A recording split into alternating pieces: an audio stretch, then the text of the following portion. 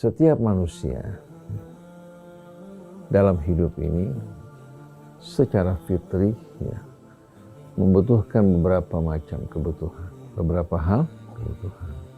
Bukan hanya kebutuhan makan saja, bukan hanya kebutuhan minum, bukan juga hanya kebutuhan untuk menyalurkan naluri ya, syahwat kita pada pasangan kita. Ini semua merupakan kebutuhan-kebutuhan yang fitri. Tapi juga ada kebutuhan yang lain. Kalau biasanya KDRT datang dari laki-laki terhadap seorang wanita, ini kebalikan. Terjadi rupanya perkembangan pada wanita-wanita melakukan KDRT terhadap suaminya. Ada seorang mengendarai taksi. Di tengah jalan supir taksi curhat. Dia belum bercerita bahwa dia dipukuli oleh istrinya. Hingga dia keluar dari tol, dia berhenti, dia menangis terseduh-seduh, saya ingin curhat kepada penumpang. Ternyata kepalanya benjol, sebagian ada yang diperban. Tanya kenapa? Dia bilang dipukuli oleh istri.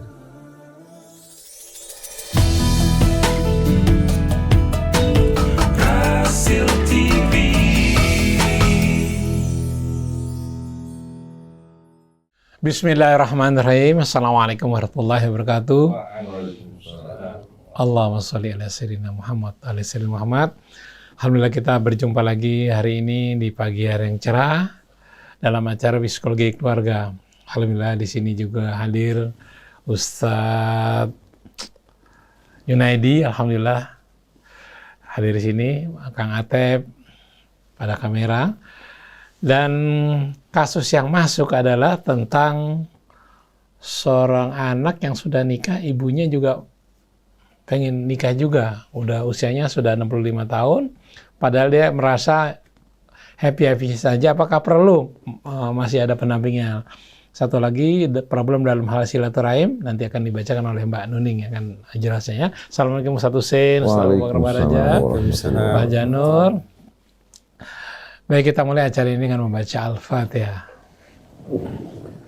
A'udzu billahi minasyaitonir rajim. Bismillahirrahmanirrahim. Alhamdulillahi rabbil alamin. Ar-Rahmanir Rahim. Maliki yaumiddin. Iyyaka na'budu wa iyyaka nasta'in. Ihdinas siratal mustaqim.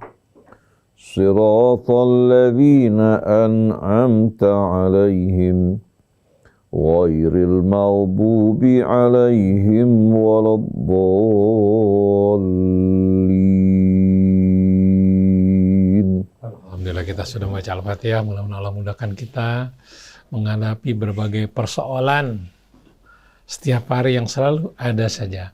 Baik, untuk jelasnya akan dibacakan oleh Mbak Janur. Seperti apa kasusnya? Terima kasih Mas Krisna. Assalamualaikum warahmatullahi wabarakatuh. Ustaz Hussein, Ustaz Abu Bakar, dan semua yang bersama-sama psikologi keluarga. 3 kasus ini memang luar biasa karena kita tawarkan. Silahkan kalau yang ingin menanyakan sesuatu ke nomor 08 sekian-sekian waktu itu ya Ustadz. Jadi yang pertama adalah mohon pencerahannya, singkat saja Ustadz. Calon pasangan saya non-muslim, kalau diislamkan di mana ya yang bersertifikat? Ini dari seorang wanita. Dan bagaimana mengucapkan Natal atau Tahun Baru persisnya hukumnya, karena keluarga dari sana nanti pasti semuanya perlu tahu. Oke. Kemudian yang kedua, kasusnya adalah selama ini keluarga udah lama nggak silaturahim. Nah kalau saya datang silaturahim, mau minta maaf, jawabannya minta maaf gampang, tapi sabar. Mohon pencerahannya Ustaz. Masya Allah. Padahal mereka sering bikin masalah. Oke. Kemudian yang ketiga terkait dengan seorang wanita yang berusia 65 tahun. Ini ibunda daripada yang bertanya. Itu masih cantik ibunya, 65 tahun. Sudah meninggal ayahnya. Dan ada seorang pria yang mau melamar mama. Pria itu adalah teman kantor papa dulu. Kami anak-anak mama keberatan Ustadz kalau mama nikah. Risih rasanya punya bapak baru. Dan tanpa mama menikah kan happy-happy aja kami. Mama sendiri bilang kalau kalian gak setuju ya udah gak apa-apa. Mama tinggal menolak baik-baik. Yang ingin saya tanyakan Ustadz, sejauh mana pentingnya seseorang yang sudah tidak muda lagi bahkan sudah punya cucu tetap punya pendamping? Sepenting apakah itu? Apakah bukannya nanti malah merepotkan? Karena kami anak-anaknya insya Allah masih bisa kok membahagiakan mama. Mohon pencerahannya. Masya Allah. A'udzu billahi minasyaitonir rajim. Bismillahirrahmanirrahim. Alhamdulillahi rabbil alamin. Hamdan katsiran tayyiban mubarakan fi kama yuhibbu rabbuna wa yarda. Allahumma salli ala Muhammadin wa ali Muhammad. Allahumma ati nufusana hudaha wa alhimha rushdaha wa taqwaha wa zakkiha anta khairu man zakkaha anta waliyuha wa maulaha. Allahumma atina min indika rahmah wa allimna min ladunka ilman nafi'a wa anfa'na bima 'allamtana. Rabbana zidna ilman wa alhiqna bis salihin, amma ba'du. Ikhwan, akhwat pendengar, pemirsa Radio TV Silaturahmi yang dirahmati Allah. Ustaz Abu Bakar Baraja yang setia menemani kita dengan senyumnya. Begitu pula Ibu Hajah Nur dengan cahayanya. Ustaz Muhammad Krisna ya, dengan dedang beliau. Ustaz Junaidi, Atep, Anis, seluruh kerabat kerja di studio, kaum muslimin dan muslimat.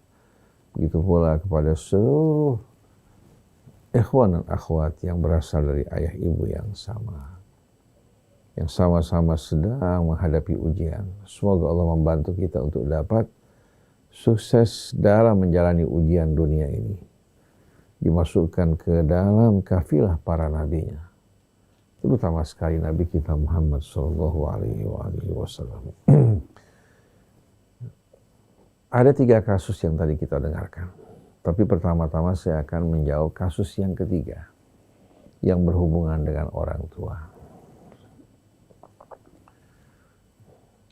Setiap manusia dalam hidup ini secara fitri ya, membutuhkan beberapa macam kebutuhan. Beberapa hal kebutuhan.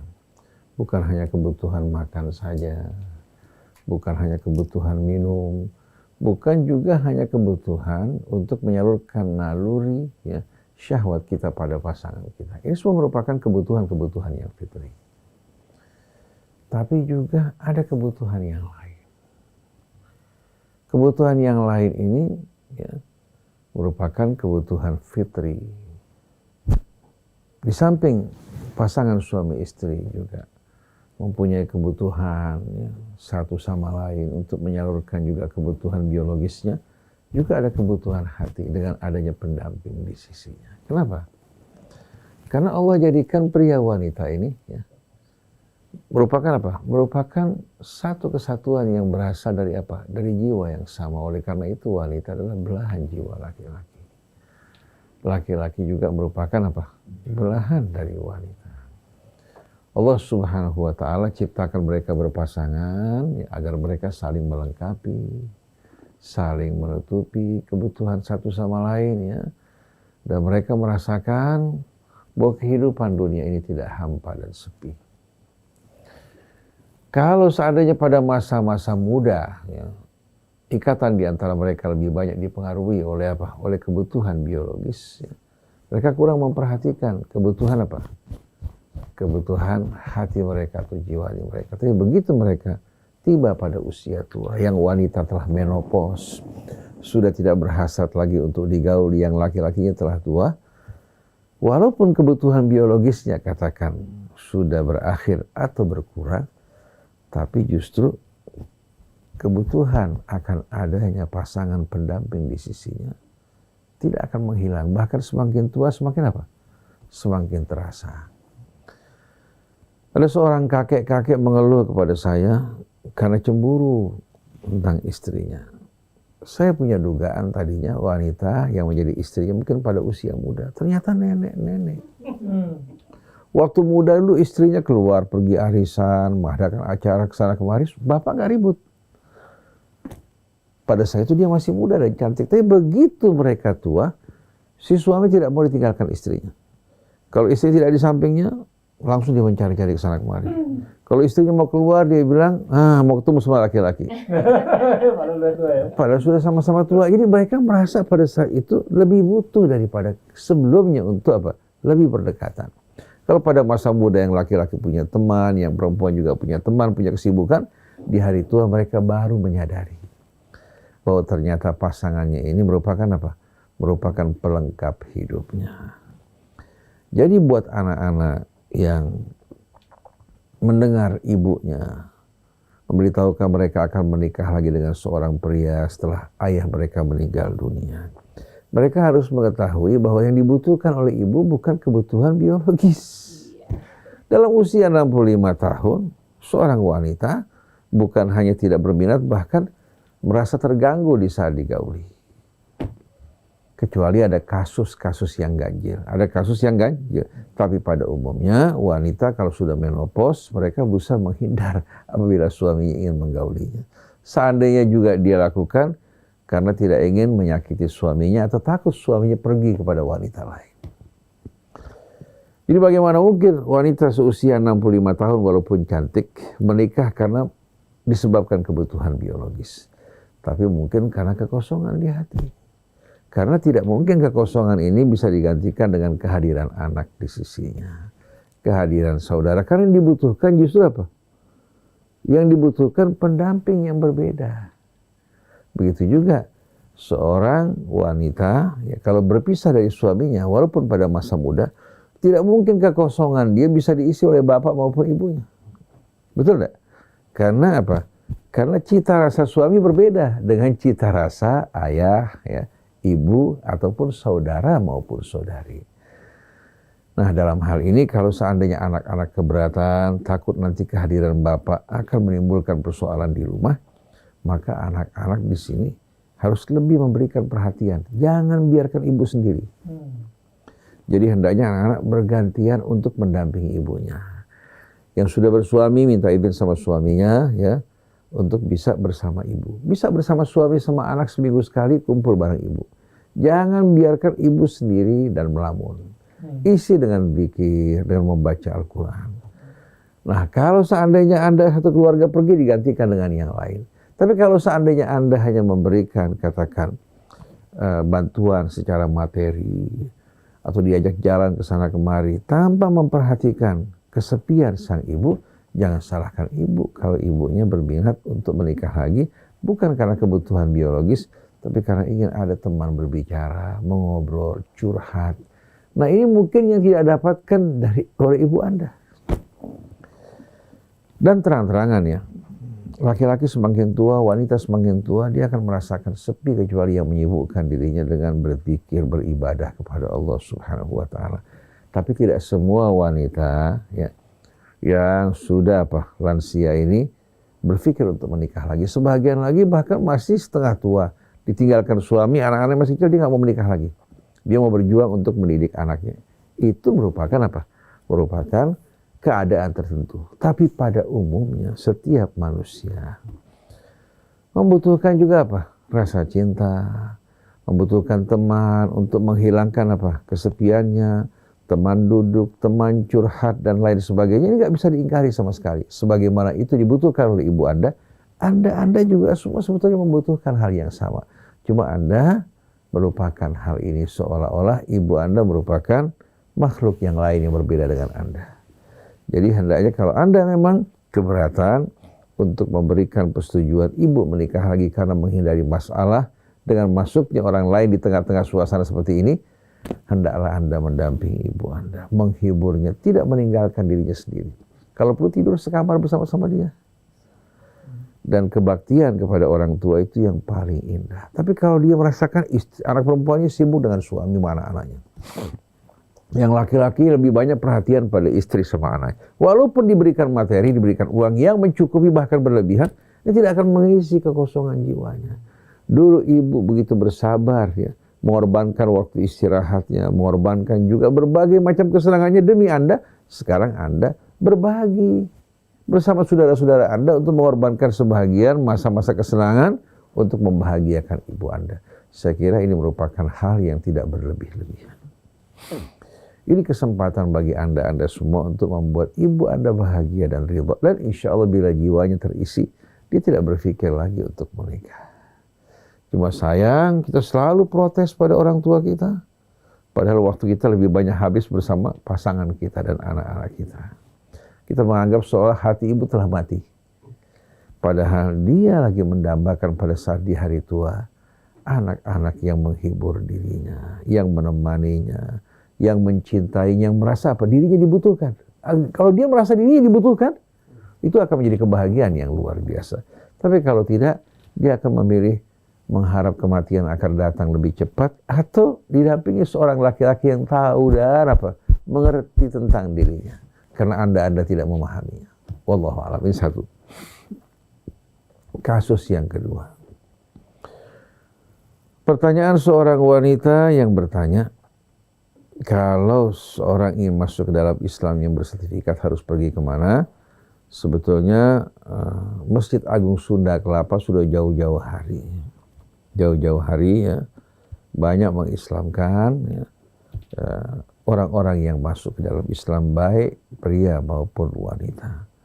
Mereka juga memberikan sertifikat. Bisa datang katakan pada hari Sabtu, memberitahukan, melaporkan data mereka, hari Ahad mereka diislamkan dalam masjid setelah pengajian.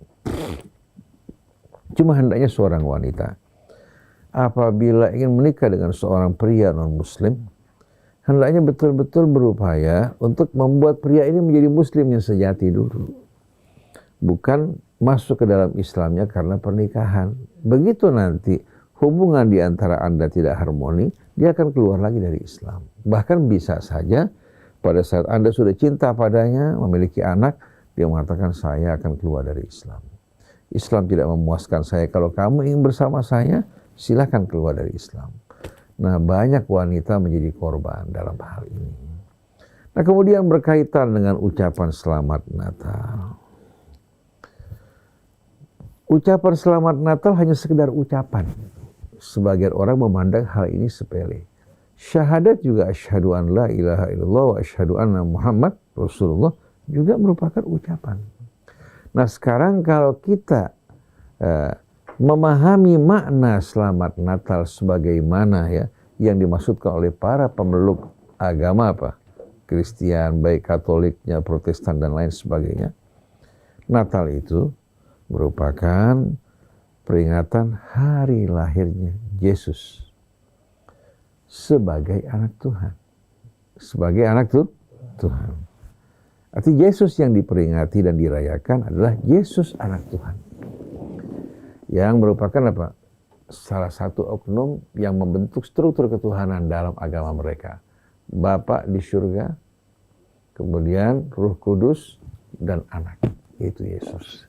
Sedangkan Allah Subhanahu wa taala dengan tegas ya, memperingatkan kepada para ahli kitab atau kepada umat Nasrani yang mengklaim, yang mengatakan bahwasannya Yesus itu sebagai anak Tuhan.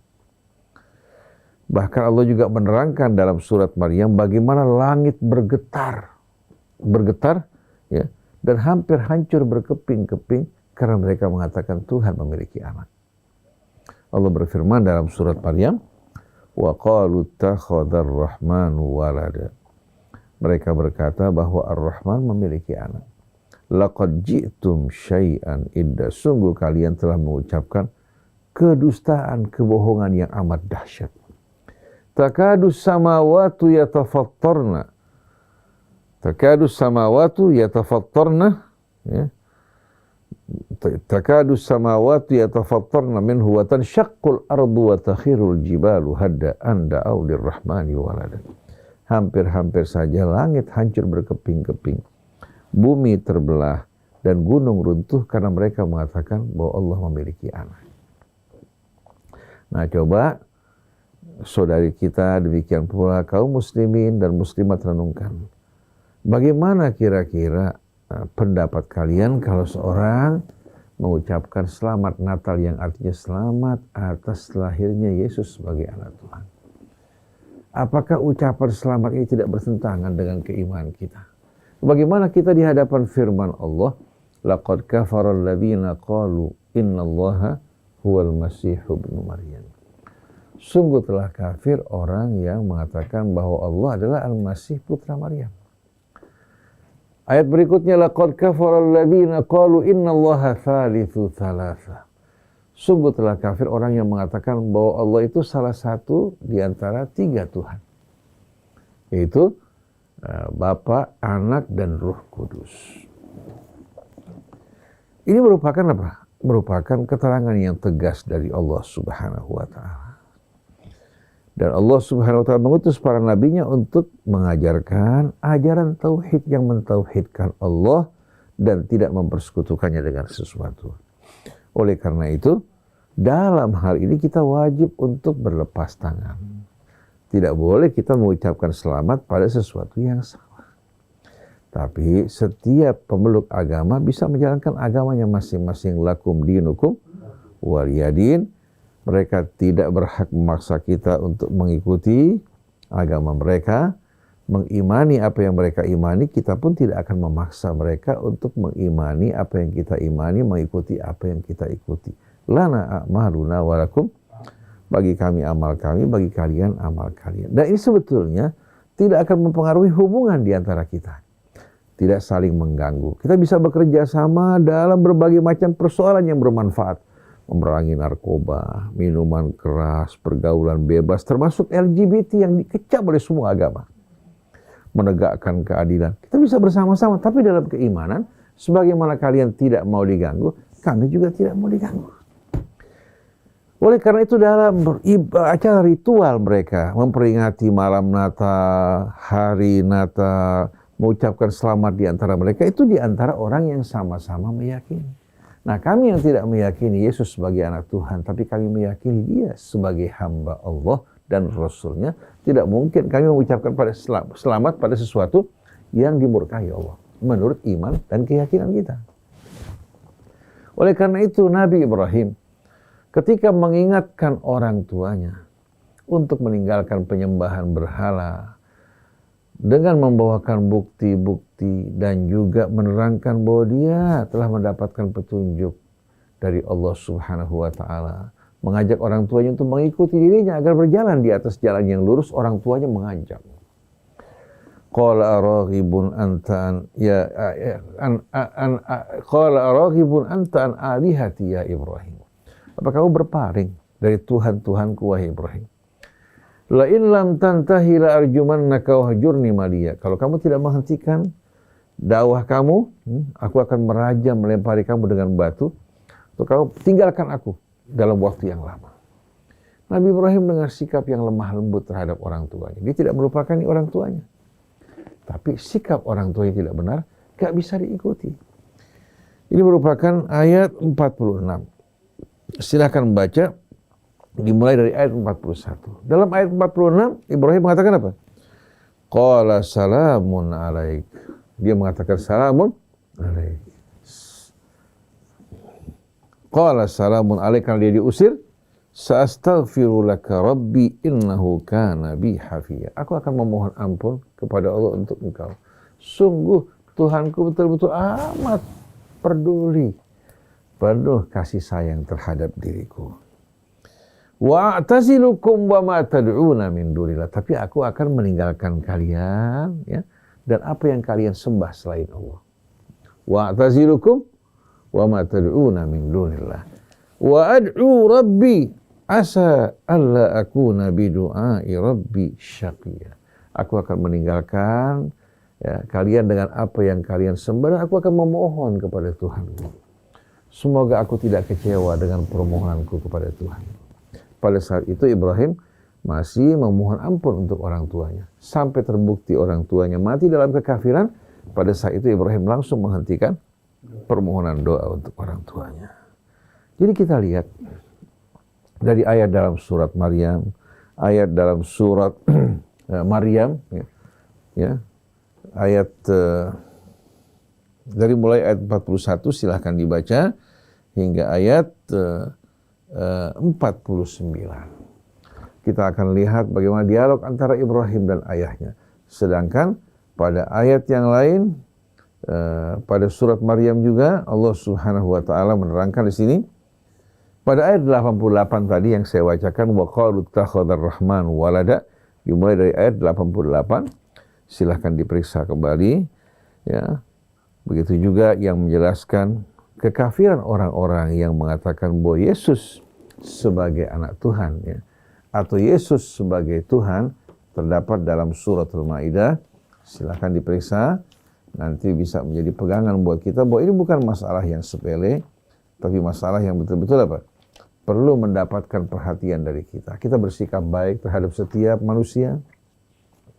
Kita bekerja sama dalam kebaikan, tidak mencerca, tidak mencaci, tidak bersikap arogan, tapi kita tidak akan bertoleransi terhadap hal-hal yang akan membawa kita ke dalam kemurkaan Allah Subhanahu wa taala. Kita wajib untuk mengatakan yang hak, yang batil adalah batil. Nah, pada suratul Maidah yang tadi kita baca dimulai dari ayat 73. Laqad kafara alladziina qalu innallaha tsalitsu tsalatsa. Sungguh telah kafir orang yang berkata bahwa Allah adalah satu di antara tiga.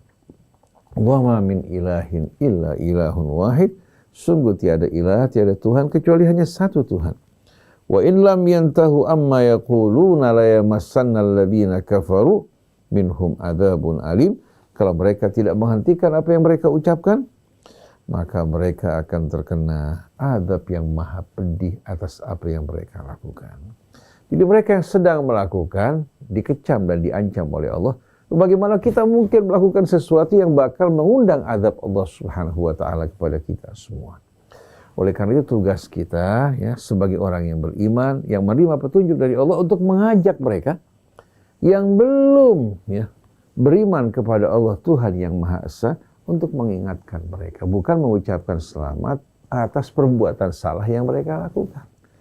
Kalau orang akan masuk ke jurang, lalu kita mengucapkan selamat pergi menuju jurang dengan alasan toleransi, setiap orang bebas berbuat apa yang dia inginkan.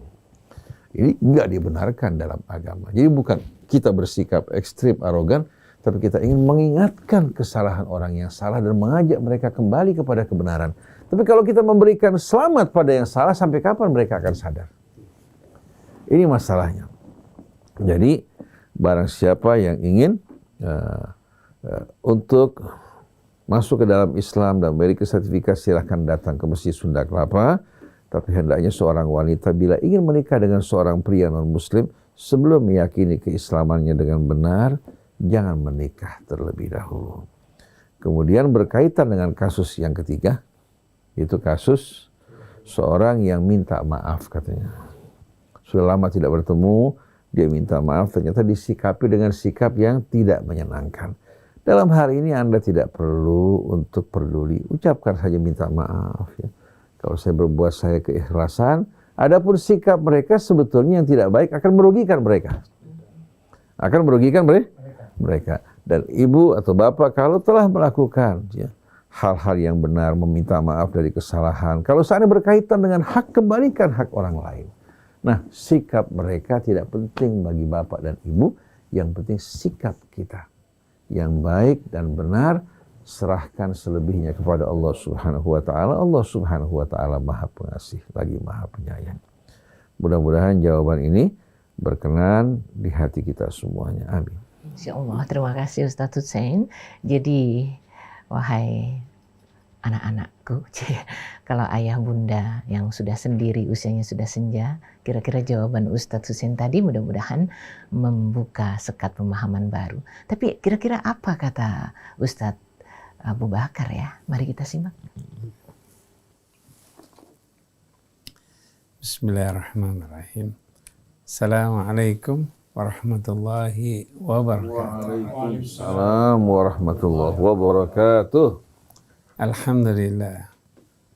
Tetap kita bersyukur pada Allah dengan memuji apa-apa yang Allah ciptakan. yang kita dapatkan, sebagaimana Allah sudah berikan pasangannya. Semua dalam kehidupan ini adalah mempunyai pasangan masing-masing. Tujuan daripada pasangan itu adalah untuk keseimbangan. Ketika satu pasangan tidak ada, pasti ada sesuatu yang gak seimbang. Nah, tujuannya adalah untuk memberikan keseimbangan. Keseimbangan di dalam diri kita. Ketika kita menikah, artinya kita mempunyai keseimbangan. Dalam proses ini, bukan hanya yang tadi dijelaskan, bukan nafsu syahwat saja yang ditetapkan atau ditekankan di sini, bukan. Tapi proses keseimbangan ini ketenangan. Ketika kita bersama dengan seorang suami, bersama dengan seorang istri, di situ ada yang namanya ketenangan. Apa saja yang didapatkan di sana? Misalnya sentuhan. Itu juga membuat satu rasa, kedekatan, tatapan, yang nantinya akan membuat rasa itu menjadi tenang. Yang menciptakan kehidupan itu menjadi tenang, bahagia. Ketika kita bersama dengan seorang pasangan, kemudian menciptakan sesuatu yang menyenangkan, sesuatu yang nyaman, di sanalah keseimbangan itu terjadi. Seorang yang gelisah, terjadi sesuatu yang mungkin penuh dengan berbagai macam persoalan. Ketika dia duduk bersama dengan seorang suami atau seorang istrinya dengan tenang, tidak membahas permasalahan apapun, dia hanya duduk, tersenyum, memandang suatu ciptaannya Allah. Di saat itulah proses ketenangan itu akan tiba.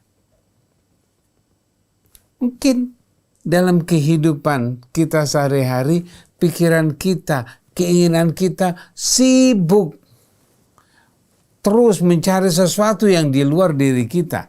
Di saat itu kita lari, bekerja, melakukan aktivitas, melakukan apa saja. Kita kesibukan. Pada saat kesibukan itu berhenti, kemana kita? Pada saat kita lelah, capek, mau kemana kita? Kalau seorang ibu yang usianya 65 tahun, ketika dia bersama dengan anak-anaknya, katakan dengan cucunya, ketika cucunya tidur, ketika anak-anaknya itu bersama dengan keluarganya, kemana dia? Dia akan dekat pada Allah. Namun kedekatannya bersama zikirnya pada Allah, ada yang mendampinginya. Setidak-tidaknya ada senyuman, ada kata-kata manis yang membuat hidupnya tenang. Seorang istri, seorang wanita, walaupun dia sendiri, tapi dia butuh mendengarkan, butuh pujaan, butuh apresiasi, butuh sesuatu yang dia dengar. Misalnya seorang suaminya datang, dia akan dengar bagaimana kabarnya di jalan, bagaimana tadi aktivitas di luar, maka dia akan mau mendengarnya. Itu seorang wanita. Seorang suami ketika dia keluar dari rumah, masuk ke dalam rumahnya, dia akan cari istrinya untuk dia sampaikan apa yang menjadi pikiran dia. Menyampaikan sesuatu yang menyenangkan. Meskipun dia kesel, jengkel, macet, keadaan yang bagaimanapun, dia mau pulang ke rumah, sampai di rumah, aduh tadi macet sekali, alhamdulillah saya ketemu kamu, jadi tenang. Jadi ketika dia sumpek di kantornya atau di perdagangannya, ketika dia pulang, dia yang dicari adalah siapa? Istrinya. Begitu ketemu dengan istrinya, tenanglah dia. Itulah proses di mana menjadi satunya seorang pasangan. Karena ada belahan jiwa, berarti separuh jiwa kita. Ada di mana? Di pasangan. Ketika kita lagi jalan, memang diri kita yang jalan, yang pergi kemana, beraktivitas diri kita. Namun ketika kita lagi diam, tenang, ada separuh jiwa kita. Di mana di pasangan. Nah, bagaimana usia 65 tahun? Bisa saja, bisa jadi karena ada sesuatu yang berbeda. Mungkin ibunya mengatakan, ya kalau kalian nggak ngasih nggak apa-apa lah. Tapi si ibu diam aja. Kamu nggak kesian sama ibu, diam doang sendirian di sini. Katanya ibu bilang apa? Jangan egois dong kamu. Kamu punya pasangan tapi... Nah, berikan kesempatan dengan catatan siapa pasangannya. Kalau yang pasangannya nanti akan menjadi ribet, pasangannya cuman merongrong, pasangannya cuman membuat pusing problem lagi, atau dia banyak problem, jangan. Ada satu kisah usianya 86 tahun. Seorang kakek-kakek usianya 86 tahun. So, anak-anaknya kebingungan, kenapa kok bapak mau kawin lagi tuh untuk apa Pak? Bapak kan sudah bebas, sudah rapi, semuanya kita siapin. Apa-apa. Kata bapak, nggak masalah. Cuman saya ingin punya istri. Istrinya usia berapa? 70 tahun. Saya mau punya istri. Anak-anaknya bingung. Kamu jangan bingung. Apa yang kamu bingung? Ini harta saya, ambil semuanya, bagikan semuanya, ya. Berikan saya satu rumah sama istri saya, cukup. Nanti saya punya usaha yang baru ini. Nah, perhatikan. Dia tidak butuh lagi harta, sudah punya anak-anaknya. Kalau anak-anaknya ketakutan, langsung katakan, oke ya, kalau misalnya ini bagi dulu, ya, yang baru punya suami istri. Jadi yang lama-lama istri yang baru nggak dapat, nggak masalah. Istri juga mengatakan, loh saya juga nggak mau harta itu, orang saya udah umur 70 tahun. Buat apa harta 70 tahun? Saya mau beli apa? Saya dikasih makan bersama di sini, cuman duduk, pergi, nonton TV. Hanya duduk situ saja. Karena dia masih produksi 86 tahun, setiap pulang dari kantornya, dia datang ketemu duduk, dia bercerita, dia berbicara ngomong macam-macam. Nikmatnya ketika seorang sedang berpasangan, sedang bersendah gurau, bercerita, di saat itulah keseimbangan hidup ini. Jiwa kita butuh keseimbangan. Mau lari kemana? Mau bertemu dengan siapa? Ke cucu. Cucunya nangis, nggak seimbang jiwanya. Ke anak, lagi asik-asik ngomong, anak lakinya datang, lagi asik-asik ngobrol cerita, dapat telepon dari istrinya. Lemas lagi, kemana jiwanya dia? Apa yang harus dilakukan? Berikan kesempatan, apabila itu benar. Tapi kalau memang tidak bisa, ataupun istri ibu kita ini adalah orang yang tenang, berzikir, ya, selalu sibuk dengan dirinya, ketika dia duduk, dia tenang pada Allah, insya Allah dia tidak akan melakukan proses itu. Tapi ketika dia punya kekosongan, isi dia. Berikan kesempatan untuk si ibu memberikan isinya. Siapapun yang mengisi, kalau itu memang tempatnya baik, berikan kesempatan. Kalau tidak, katakan, Bu, orangnya kelihatannya bikin ribet deh, Bu. Bu, mendingan ibu nanti cari yang lain deh, yang kira-kira tidak ribet. Hatinya tenang kalau memang itu yang terjadi. Insya Allah kebaikan itu pasti hadir ketika kita mau melakukan sesuatu itu baik.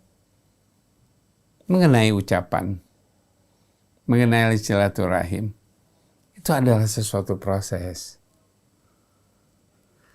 Ketika kita mengucapkan Natal, itu bagian kita atau bukan? Kalau itu bukan bagian kita, ngapain kita ngomong? Ngapain kita mengucapkan? Tapi kan dia bagian dari istri saya. Iya, tapi bagian dari diri kita bukan ucapan itu. Kalau itu bukan permasalahan, mau apain kita? Kalau kita ingin menikah, ada seorang beda agama dengan kita, pastikan bahwa dia masuk dulu. Kan di Qur'annya ada, kita boleh menikah ahlul kitab. Bukan. Itu sudah lampau, kita nggak bahas itu. Yang penting waktu dia menikah, kalau dia merupakan bagian dari kehidupan kita dengan secara duniawinya, ukhrawinya bagaimana? Akan menyusahkan. Pikiran kita nggak akan tenang. Kalau kita menikah bukan dari satu pikiran, bukan dari satu akidah, kita nggak akan pernah tenang. Maka jadikan diri kita di dalam diri kita yang tepat, yang pas. Baik, silaturahim adalah proses. Oleh karena itu, perhatikan bahwa proses kebaikan teruskan. Ketika ditolak, teruskan. Silaturahim terus, minta maaf terus. Nanti dia akan luntur dengan kata-kata maaf dari kita. Insya Allah. Terima kasih. Masya Allah Mas Krisna, jadi ada perspektif baru terkait dengan sesuatu yang mempersuasi kita tentang pasangan lansia ya. Nggak cuma dari sudut pandang yang biasa kita ketahui. Kita masih punya waktu sedikit, ada kira-kira 8 menit. Mungkin ada yang bisa ditambahkan? Kebetulan ada kasus juga baru pagi hari ini. Kasus KDRT. KDRT. Kalau biasanya KDRT datang dari laki-laki terhadap seorang wanita, ini kebalikan. Terjadi rupanya perkembangan di mana wanita-wanita melakukan KDRT terhadap suaminya. Ada seorang mengendarai taksi. Di tengah jalan supir taksi curhat. Ya. Dia belum bercerita bahwa dia dipukuli oleh istrinya. Hingga dia keluar dari tol, dia berhenti, dia menangis terseduh-seduh. Saya ingin curhat kepada penumpang. Ternyata kepalanya benjol, sebagian ada yang diperban. Ditanya kenapa? Dia bilang dipukuli oleh istri. Dia keluhkan bagaimana kelakuan istrinya. Si pria berusia kurang lebih sekitar 30 tahunan. Si istri ini rupanya punya perangai dan sikap yang agak keras. Ya. Dan ternyata kita temukan bukan hanya kasus yang ganjil, sudah mulai banyak kasus bermunculan. Wanita ya bukan hanya marah, melampiaskan marahnya dengan cara yang kasar, bahkan mengulurkan tangannya pada suaminya. Sebagian suami, jiwa mereka lemah. Apalagi kalau kondisi ekonomi mereka lemah, takut kalau sampai berpisah pada istrinya. Nah, kasus semacam ini betul-betul amat buruk, sebagaimana buruknya juga kalau seorang laki-laki melakukan tindakan KDRT. Seorang laki-laki yang berbuat aniaya pada istri tidak akan dibiarkan Allah. Dalam kehidupan dunia, usahanya juga akan menjadi sempit. Hatinya gelisah. Dan hidupnya tidak bahagia sebagaimana dia tidak membahagiakan pasangan yang Allah amanatkan buat dirinya. Begitu juga seorang wanita yang berbuat aniaya, melakukan tindakan kekerasan kepada suaminya, bersikap sombong dengan status dan ilmunya, apalagi kalau laki-lakinya S2 atau S1, perempuannya S3. Apalagi kalau dari sisi ekonomi si perempuan lebih mapan dibandingkan laki-laki. Maka pada saat itu seringkali perempuan melihat suaminya ke bawah dan melihat teman-teman sederajatnya yang selevel dipandang ini my type, ini yang tepat buat saya. Sedangkan suami dipandang kecil, padahal dia telah melahirkan beberapa orang anak. Ini berbahaya sekali. Perlu kita ketahui bahwa kita ini sebetulnya hidup dalam sebuah sangkar yang kecil. Waktu, ruang, juga keterbatasan ilmu. Jangan kita anggap di luar sangkar kehidupan itu sama dengan kita. Alam raya lebih luas dari yang kita bayangkan. Yang kita ketahui amat sedikit.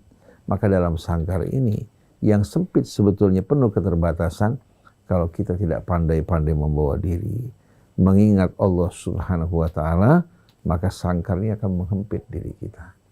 Yang membuat kita terhempit perbuatan kita. Oleh karena itu orang-orang yang berbuat zalim, yang berbuat aniaya, sebetulnya menyengsarakan dirinya dan juga orang yang di sekelilingnya. Kenapa?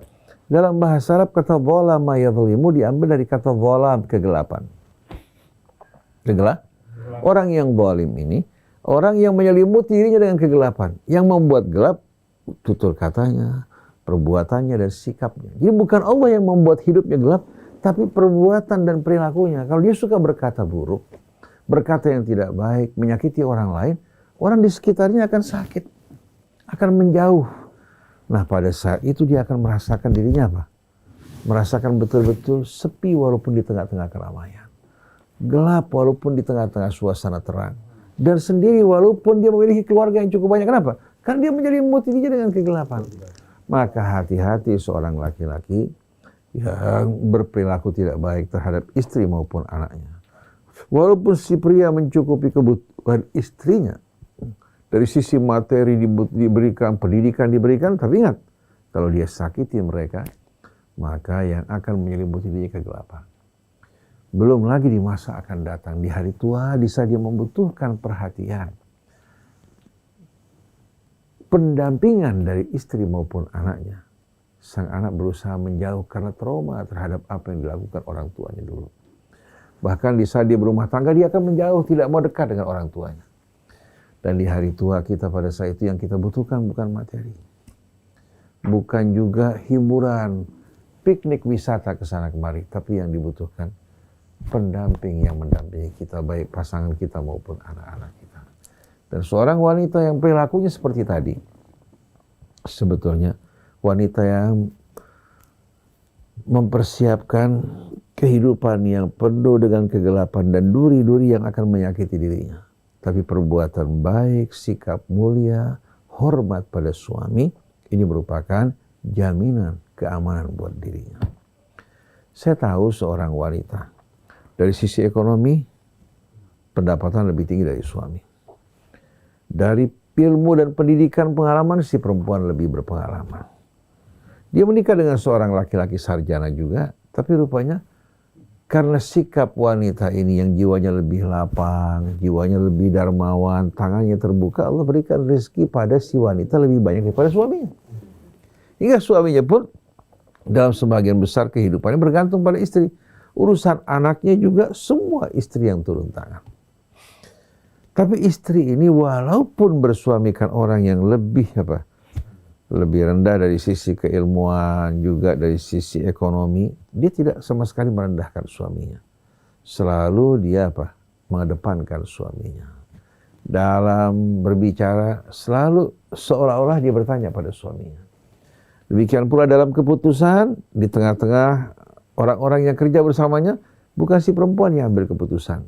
Di rumah dia siapkan materi yang bakal disampaikan dan keputusannya. Kemudian pada saat rapat dia bertanya pada suaminya, bagaimana pendapat kakak? Dan dia tetap menjadi ibu yang baik. Di rumah dia melayani, menyiapkan kebutuhan makanan, minuman buat suami dan anaknya. Dia merasakan bahwa ini kebahagiaan ibadah, di mana dia mampu untuk memberikan manfaat yang sebaik-baiknya. Itu rasa syukur dia. Bukan dia merasa bangga, tapi dia bersyukur bahwa Allah Subhanahu wa Ta'ala berikan dia kemampuan untuk berbuat kebaikan bukan hanya pada suaminya, tapi pada orang banyak di sekelilingnya. Tapi kalau manusia yang lupa kepada Allah, yang ada kebanggaan, kesombongan, merasa dirinya cantik, pada berapa lama kecantikan bertahan? Kalau kecantikan berdampingan dengan akhlak yang tidak baik, yang akan ada hanya kejemuan. Dan lama-kelamaan suami akan merasa jijik. Karena apa? Karena sikapnya yang tidak baik. Tapi walaupun wanita wajahnya sederhana, tidak terlalu cantik, tapi akalnya, pribudinya, pekertinya luhur dan sikapnya yang manis bersahaja, ini akan membuat suami selalu terbayang-bayang dan terkenang-kenang. Betul-betul. Mungkin orang mengatakan itu Ustadz. Sedangkan orang lain di luar tidak seperti itu. Semua manusia pada dasarnya sama. Banyak laki-laki nakal, tapi punya istri yang baik. Istri menjadi sebab hidayah buat suaminya. Suaminya merasa malu pada istrinya. Dan selalu minta maaf kalau dia tidak mampu untuk bersikap baik pada istrinya. Bahkan sebelum ajalnya dia selalu merasa bahwasanya dia tidak membahagiakan istrinya. Tapi istrinya yang bijak ini menyadari bahwa hidup di dunia ini kan sebagai ujian. Bukan dia berarti rela dirinya menjadi korban, tapi dengan sikap baiknya suaminya menjadi orang-orang yang mulia. Suaminya menjadi orang-orang mulia. Begitu juga seorang laki-laki dalam memperlakukan istrinya. dengan bersikap mengalah, penuh kasih sayang, memberikan pendidikan, mengingatkan pada Allah, insya Allah istri-istrinya pun yang tadinya kurang baik menjadi baik, yang kurang sempurna menjadi sempurna. Tapi ingat, jangan pernah laki-laki bagaimanapun dia marah pada istrinya, menggunakan tangan, memperlakukan dengan cara-cara yang tidak baik. Ini bukan menambahkan kebaikan, justru merusak. Begitu juga seorang wanita jangan bersikap angkuh, sombong, bangga diri. Seluruh miliknya hanya pemberian yang bakal diminta pertanggungjawabannya. Bersikap hormatlah pada suami, bersikap baiklah, dan hendaknya selalu mempersembahkan tutur kata yang indah. Ini yang akan menjadi kenangan-kenangan yang amat indah. Walaupun dia telah pergi, katakan meninggal dunia, suaminya mengatakan, tidak ada yang sebaik istri saya sebelumnya. Ini betul-betul bukti. Laki-laki waktu bersama istrinya kurang begitu perhatian. Artinya kurang begitu menghargai istri. Begitu meninggal dunia, dia menikah dengan wanita lain, dia baru merasakan ternyata wanita lain tak seindah, sebaik dan semulia istrinya. Nah, mudah-mudahan kita dijadikan pria mulia, wanita mulia, anak-anak yang mulia, orang tua yang mulia, dan selalu betul-betul berbuat kebajikan dan kemuliaan. Amin ya rabbal alamin. Subhanakallahumma wa bihamdik, asyhadu an la ilaha illa anta, astaghfiruka wa atubu ilaik. Alhamdulillah, terima kasih Ustaz Husein, Ustaz Abu Bakar Raja, Mbak Haja Nur Nuneng. Jadi seseorang yang sudah berumur tetap membutuhkan pasangan, bukan untuk kebutuhan biologis, tapi untuk pengisi jiwa dan berbagi. Terima kasih. Saya Muhammad Krishna, kemudian juga Atep, dan juga Anis Muhalim, mohon pamit. Wabillahi taufiq wal hidayah. Assalamualaikum warahmatullahi wabarakatuh.